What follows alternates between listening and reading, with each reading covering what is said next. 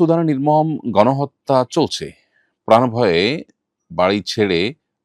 ঘর ছেড়ে হাজার হাজার মানুষ পালিয়ে যাচ্ছে।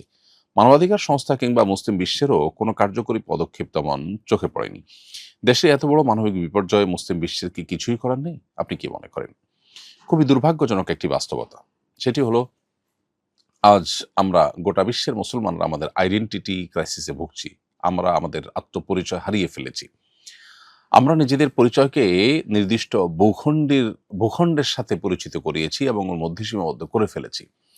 ধরুন, আজকে কোনো মুসলিম দেশ, সৌদি আরব অথবা অন্য কোনো প্রভাবশালী মুসলিম দেশ, সেই দেশের কোনো একটা অঞ্চলে যদি এরকম ঘটনা ঘটতো, সেখানে যদি এরকম মানুষের উপরে আপনার জুলুম, নির্যাতন, স্টিম ট্রলার চলতো, সেখানে যদি এরকম হানাহানি হতো, তাহলে সেটার জন্য সে দেশটা কতটা মাথা ব্যথা করতো এবং সেটা থামানোর জন্য কত রকমের উদ্যোগ নিত।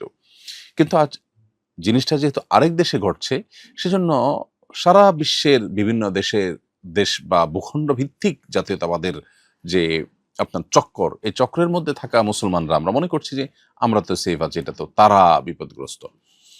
এই যে আমার দেশের হলে আমি একরকম ভাবতাম, একটু অন্য দেশের হওয়াতেই মানে শুধুমাত্র বর্ডারটা আছে সেজন্যই আমি তাদেরকে ভিন্ন কিছু ভাবছি। এটা হলো আমাদের যে আইডেন্টিটি পরিবর্তন করে দিয়েছে গ্লোবালাইজেশনের নামে পশ্চিমারা, সেটার একটা উজ্জ্বল উদাহরণ এটি। অতএব মুসলিম বিশ্বের মানুষজন আমরা যারা আছি, আমাদের নেতৃবৃন্দ যারা আছেন, তারা যে এখানে চরমভাবে ব্যর্থ এবং তারা যে সত্যিকার অর্থে বলতে গেলে শুধু ব্যর্থই নয়, বরং তারা চেষ্টাই করেনি। সফলতা ব্যর্থতা তো পরের কথা।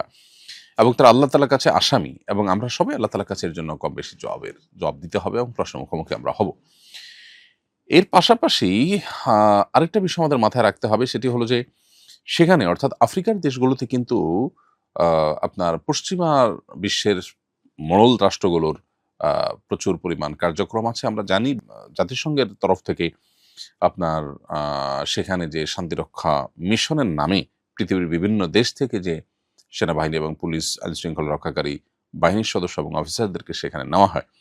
কিসের জন্য? শান্তি রক্ষার জন্য। সেখানে কোন শান্তিটা তারা রক্ষা করেন?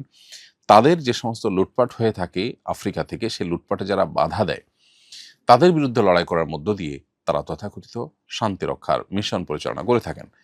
সত্যিকারের শান্তি রক্ষা তো তখনই হবে যখন সুদানের এরকম তাদের যে গৃহযুদ্ধ, ক্ষমতার দ্বন্দ্ব, সেটির ফলে যে সাধারণ মানুষকে গণহারে হত্যা করা হচ্ছে, এটিকে থামাবার জন্য যদি কোনো কার্যকর উদ্যোগ নেওয়া হয়। দুর্ভাগ্যজনকভাবে সেরকম উদ্যোগ নেওয়ার কোনো ন্যূনতম কোনো প্রচেষ্টাও তাদের চোখে পড়েনি। এরপরও আজকের এই পৃথিবীর তথাকথিত সভ্য দুনিয়ার আসল অসভ্য রূপ এবং মুখে ভালো, ভালো কথা বলা আর বাস্তবে শুধুই লুটতরাজ করা এবং নিজেদের ক্ষমতা পাকাপোক্ত করা, সাম্রাজ্যবাদকে বিস্তার করা, এছাড়া অন্য কোনো টার্গেট যে তাদের নেই, সেটি দিনের আলোমতো পরিষ্কার। কিন্তু আমরা এরপরও অনেকে বুঝতে পারছি না। এটি দুর্ভাগ্যজনক একটি বাস্তবতা। আমরা দোয়া করি আল্লাহ রব্বুল আলামিন সুদানের মানুষের কষ্ট দূর করে দিন এবং আ তাদের কষ্ট দূর করবার জন্য একজন মুসলিম হিসাবে আমাদের যে ন্যূনতম দায়িত্ব আছে, সে দায়িত্বটুকু আল্লাহ আমাদেরকে পালন করবার তৌফিক দান করুন।